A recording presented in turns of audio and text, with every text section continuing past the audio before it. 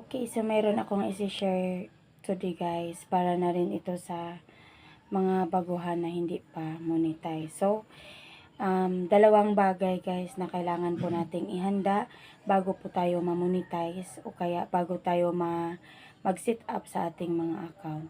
So, ito guys, ito yung nakita mo ito. So, ito yung dalawang napaka-importante na kailangan nating ihanda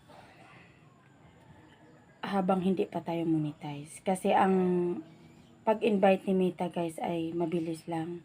Pagka hindi ka makakuha kaagad ng bank account at saka yung TIN, yung kita mo doon na